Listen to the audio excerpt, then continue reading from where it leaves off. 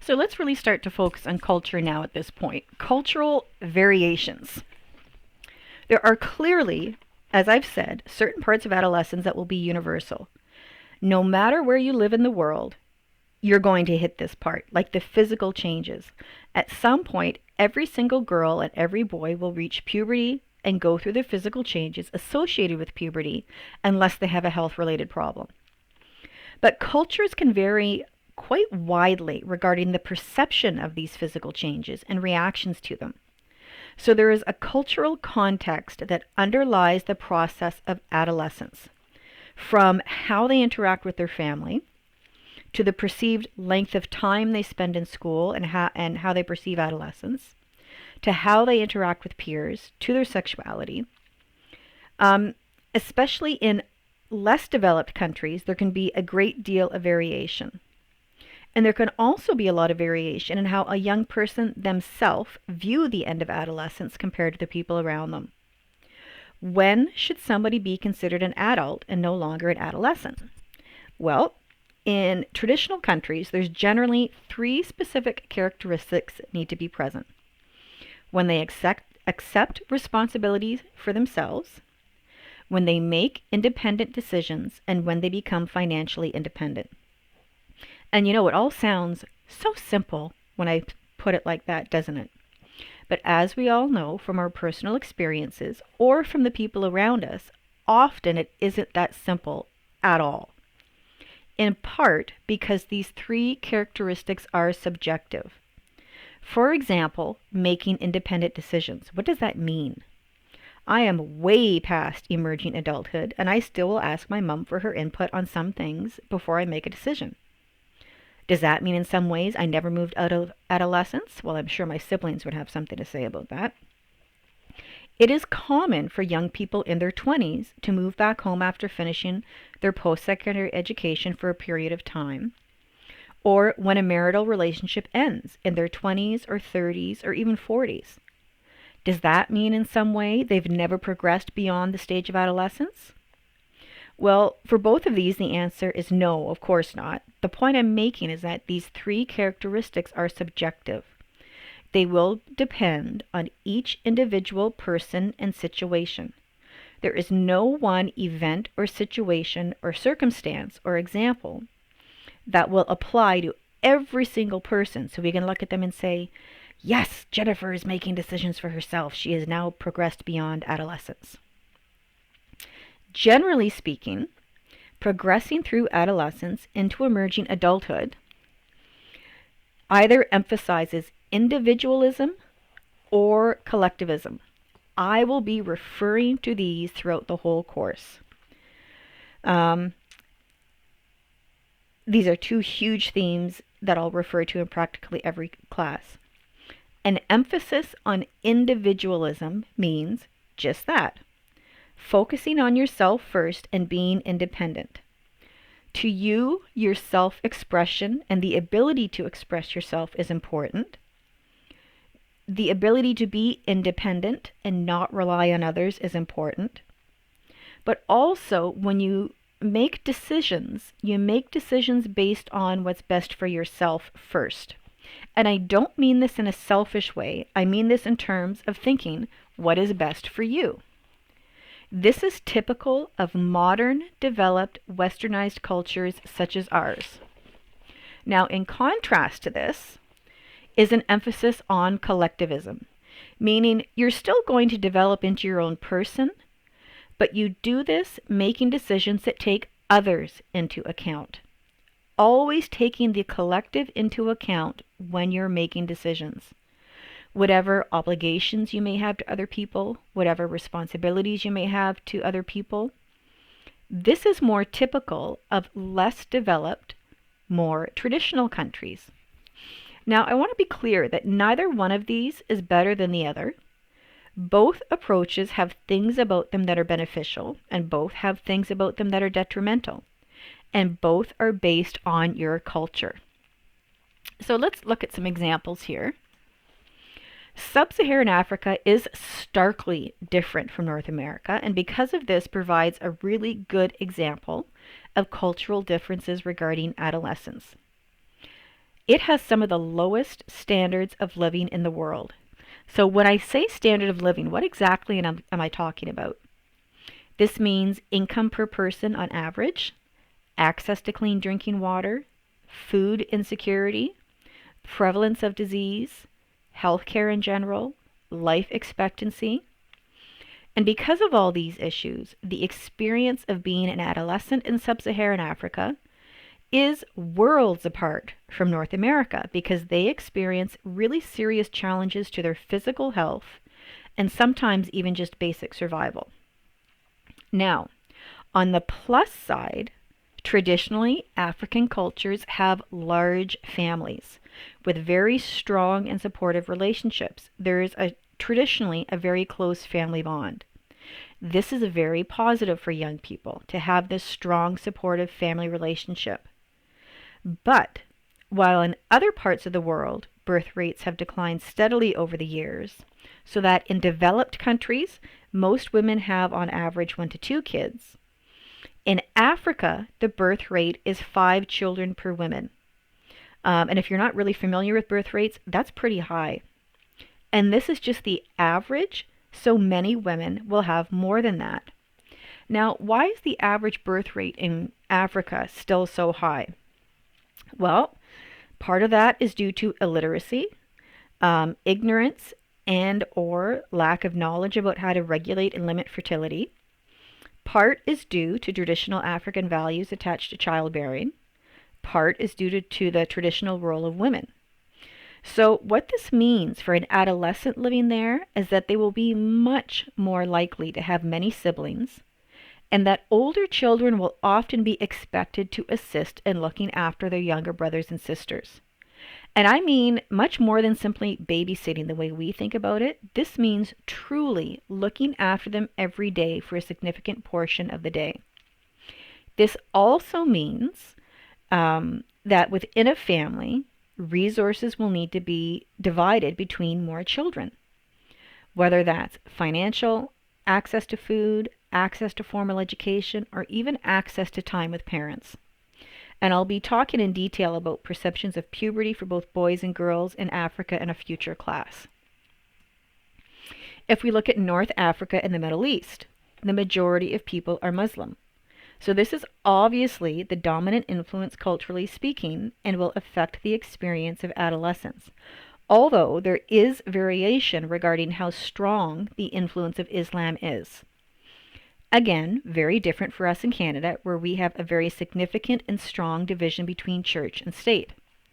So in Saudi Arabia and Kuwait, for example, all government policies are based on Islamic principles.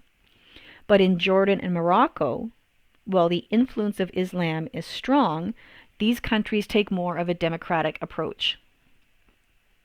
So although when people talk about the Middle East, they tend to do it as if that region is the same in all parts, that's incorrect.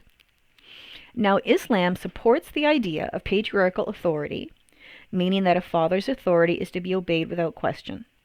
So there will not be discussion in a traditional Muslim family in these regions about rules in the family for an adolescent.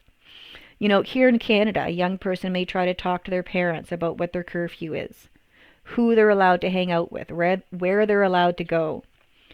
Even suggesting a discussion in a traditional Islamic family in these countries would be really offensive. It just wouldn't be tolerated. Now, part of this tradition of patriarchal authority includes the domination of men over women. Maybe domination is the wrong word.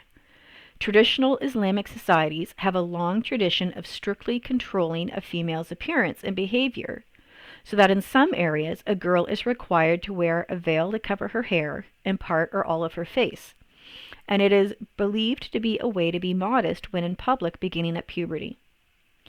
In some Islamic societies, girls and women are not allowed to leave the home unless accompanied by a male family member. This maintains their virtue, their virginity until marriage, and it's taken very, very seriously. Girls are, in some areas, discouraged from working outside the home, and because of this are not able to make use of their education in the same manner that girls can here, and their education may be limited to begin with. Because of all this, Adolescent girls in some North African and Middle Eastern countries face very limited options in adulthood. Even if they have a really good, solid formal education, it is common for there to be no way for them to really use it outside of their home.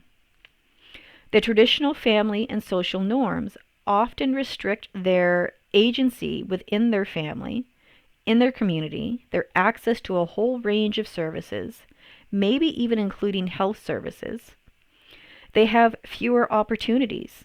And something that we don't often think of is that they may also have fewer opportunities for social connections with other women. Young people, especially young girls, but also boys, continue to remain socially, economically, and politically excluded in many ways. And because of this, opportunities for adolescent and youth to actively participate in their community and have a voice can be limited. Now, the average age at first marriage varies between 17 and 24 in North Africa and the Middle East. But teenage marriage is also quite common in some areas, which means that adolescence would be a much shorter period. You could not delay becoming an adult. Now, something that's kind of neat about this area of the world is that it's suffering from a youth bulge. And what this means is that demographically speaking, children and youth constitute 2/3 of the population of almost all the countries. This is really significant. In Canada, maybe you've heard people talking about our aging population, meaning that the proportion of our population over the age of 60 has increased, which affects our healthcare structure. There's a certain increase in need of occupations for working with older people. Well, in the Middle East and North Africa, it's the total opposite. And because of this, combined with the economic and political instability that's often found in these countries, while the world average of unemployment for youth is about 14%, in this region, it's 25%. It's really high. And this gives North Africa and the Middle East the unfortunate status of the highest unemployment rate for youth in the entire world. Now, this is changing, but very, very slowly. It's changing because of globalization. So young people are becoming more aware of options available to them. They're becoming more exposed to outside influences that older generations simply never had access to. But even among young people, fundamentalist Islam remains very, very strong. Now, if you look at Asia, Asia is not singular. Some countries are highly industrialized and modernized, such as Japan. Some have only relatively recently been industrialized, like South Korea, to some that are still in the process, like China. All have been strongly affected by Confucianism, which is a set of beliefs attributed to the philosopher Confucius. And one of the main tenets of this set of beliefs is something called filial piety, which is a term you might not have heard before. This simply means that children are obliged to respect and revere their parents, especially their father. If you've never heard the term before and are not familiar with it, the term itself might sound odd, but you're probably familiar with what it means. Now, part of this belief in filial piety is that all children, but in particular the eldest son, will have the responsibility of caring for their parents when they become older. If you are the firstborn male, then you know as an adult, part of your life will necessarily include looking after your aging parents. But this doesn't just affect you when you're an adult, because for young people, what this means is that more than anywhere else in the world, Asian adolescents are likely to have a grandparent living with them. They're likely to live in a multi-generational household. And this is clearly going to have an effect on you as the adolescent, but also your parents, socially, economically, in pretty much every way. Now, if you didn't grow up grow up with your grandparents in your home, think for a moment how your home life would have been different if you had, in both negative and positive ways. And if you did grow up with your grandparents in your home, think about it in the opposite way.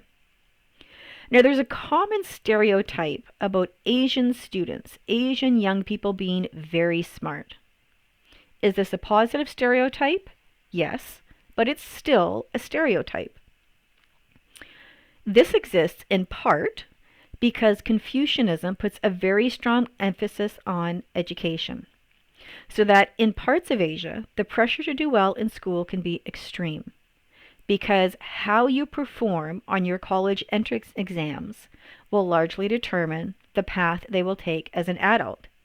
And it may be explained to students in just this way. You need to do well on this because this will determine the rest of your life. So this perception, the manner in which young people will experience this, quite clearly can create a great deal of stress.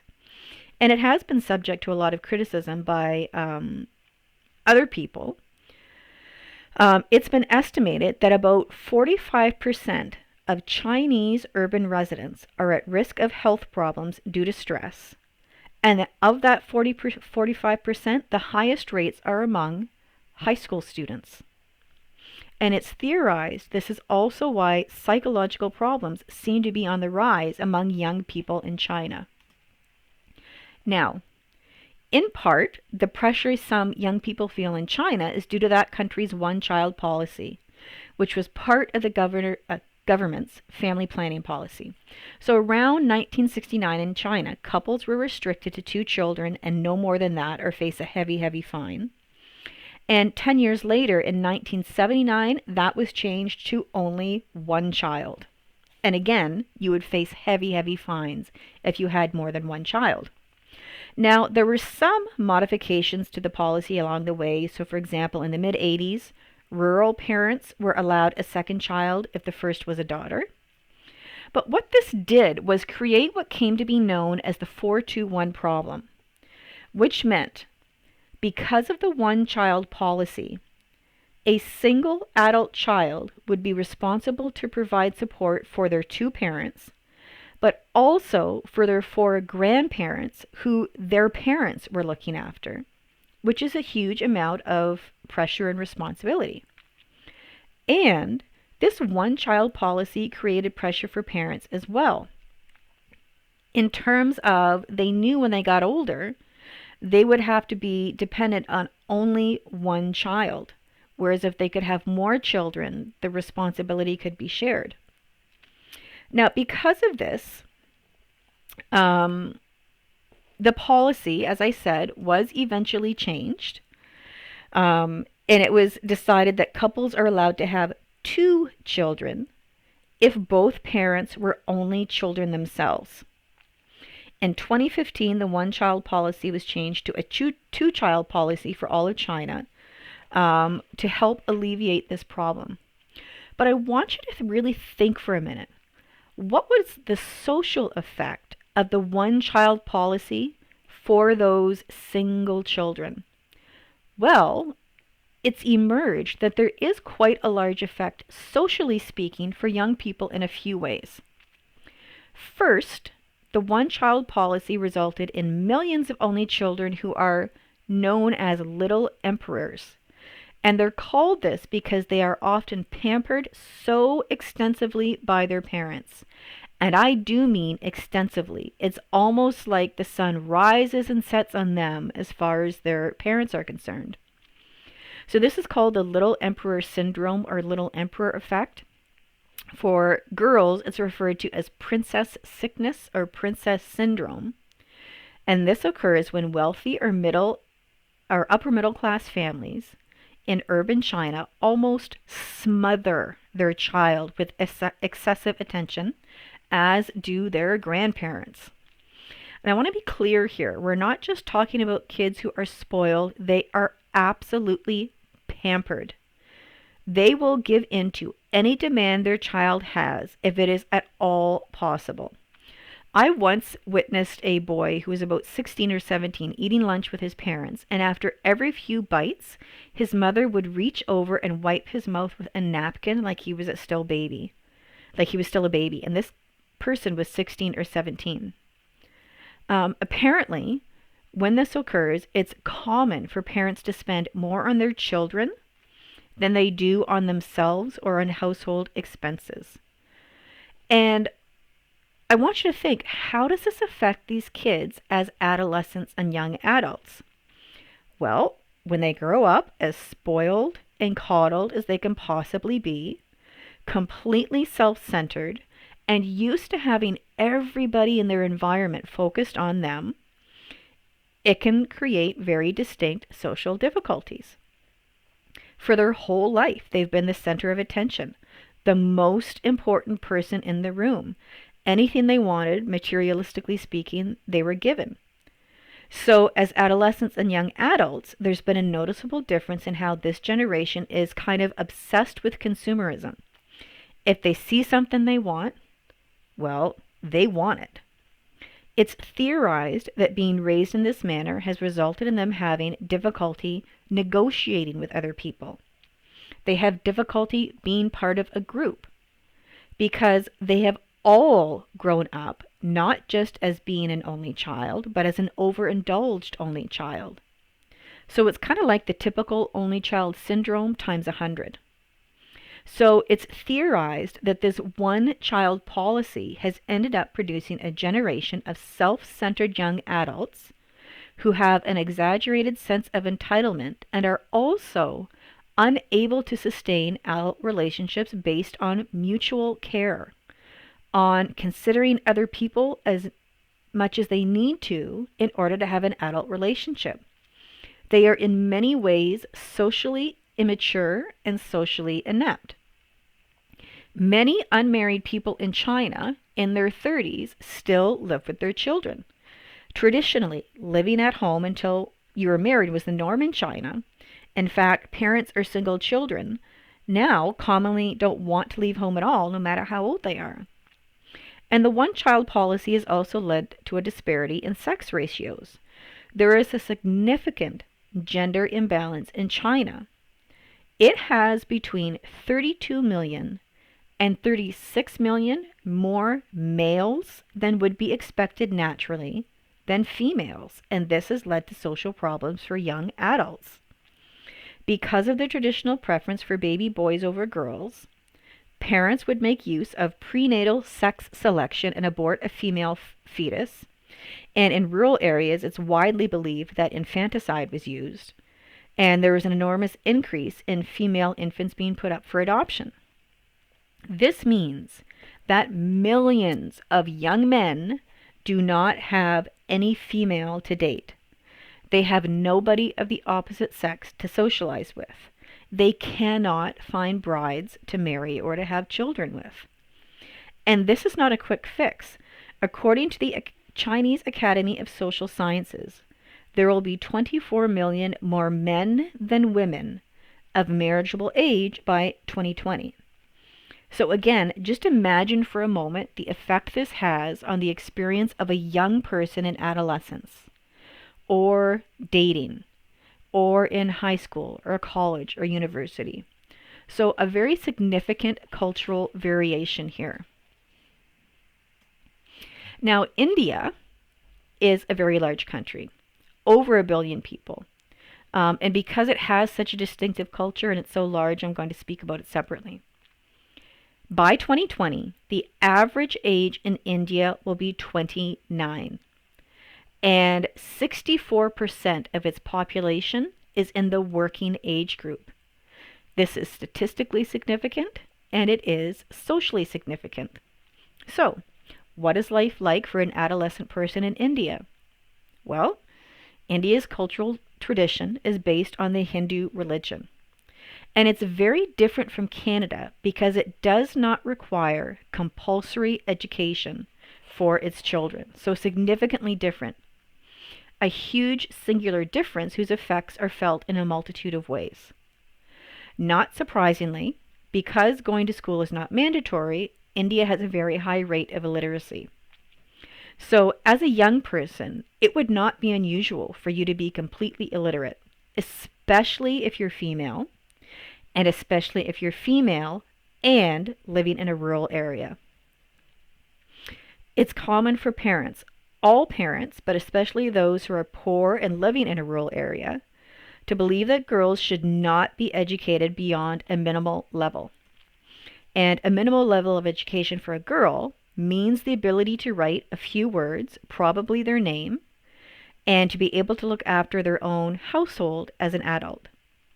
So we have two social influences here occurring at the same time, affecting the experience of adolescence in India.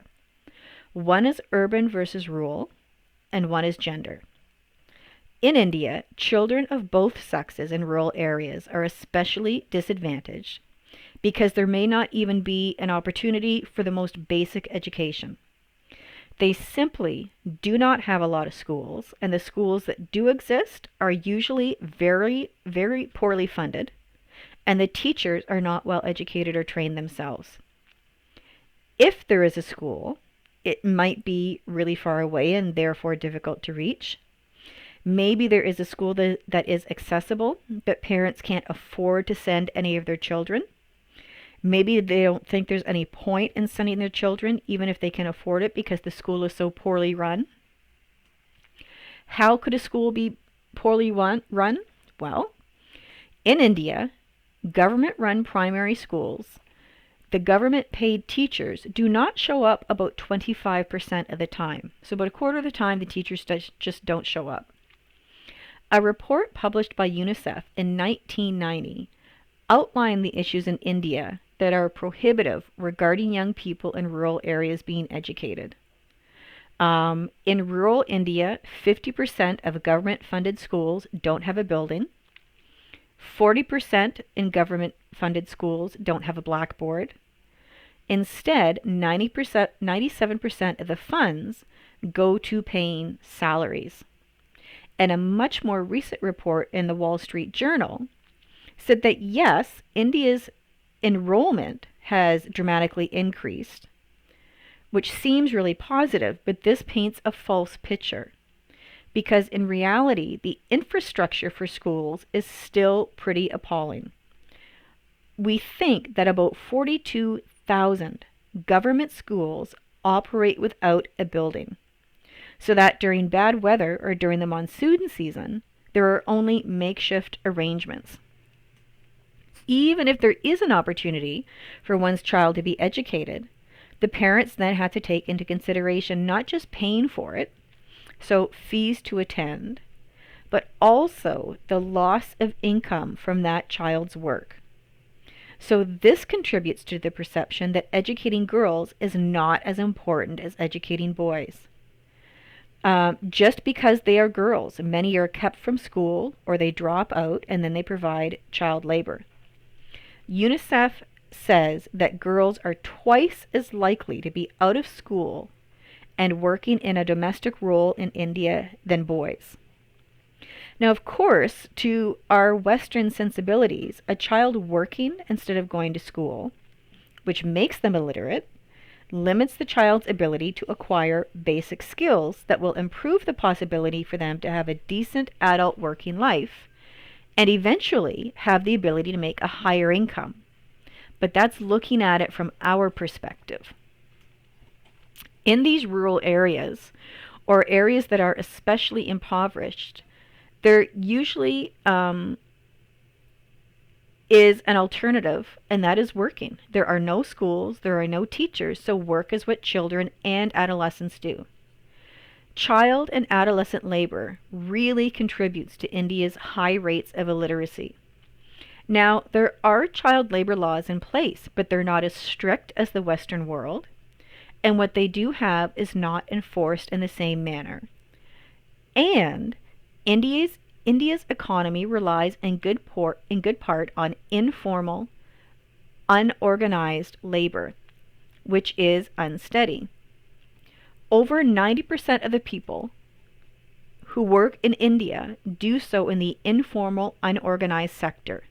So not official businesses, not official organizations, pushcart vendors, small scale home based business, agriculture. Um, Agriculture accounts for the largest source of child labor in the world, and India is no exception.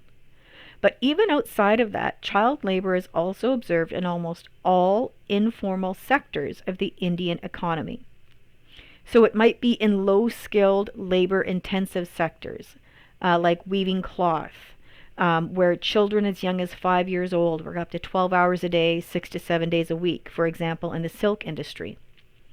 You are probably aware of scandals involving various clothing companies that go to India making use of child labor, like Nike or the Gap, so that these companies have developed strict policies against selling products made by underage children.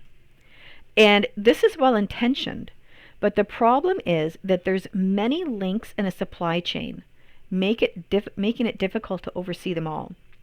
So children might be employed as domestic helpers, which require no formal education, no training. Official estimates for child labor working just as domestic labor and in restaurants in India is more than 2.5 million children, but human rights organizations actually think it's closer to 20 million children. Some are employed in heavy industry like coal mining, they're used in the diamond industry. This picture shows India's fireworks industry, which employs children. Um, Child labor is common in small shed operations where they have long working hours, low wages, unsafe conditions. And it's estimated that at least 20% of the carpets manufactured in India could involve child labor. Now, what are the main causes of such a high rate of child labor in India? Well, poverty is the most obvious. It's not uncommon for parents to prefer or to need their children to be working to contribute to maintaining the family. Poverty is the single greatest force driving children into the workplace. Income from a child's work is often crucial for their own survival or for that of their household. So for some families, income from their children's labor is between 25 to 40% of the entire household income. Now, on one hand, this is not so unusual because it used to be common in all of the world for people under the age of 18 to work to help support their families. But the thing is, India has largely not progressed past this. It has the largest number of child laborers in the world. And as I said, there are, in fact, child labor laws, but they're not enforced in the way they need to be. And another distinct feature of Indian society that directly affects the experience of adolescence is the caste system, which essentially says that the socioeconomic status that you're born into is the socioeconomic status that you have for your entire life. So your caste at birth will then determine your caste for your entire life. This means that children from a lower caste are less likely to attend school, which will severely restrict their opportunities economically and socially as an adult. So socially speaking, adolescents in India spend most of their time with their family, not with peers as is common here. And in addition, arranged marriages are still very common. Even among those higher castes with young people who are well educated, arranged marriages are not necessarily frowned upon, which indicates, on one hand, how much trust there is between adolescents and parents. And another issue which affects the experience of adolescents in India is health. Rates of malnutrition among children in India are almost 5 times higher than China, twice as high as those in Africa. It's estimated that 50% of Indian children and 60% living in rural areas have to travel at least 5 kilometers to access any kind of health care, which, of course, to us, living where we are, is just astounding.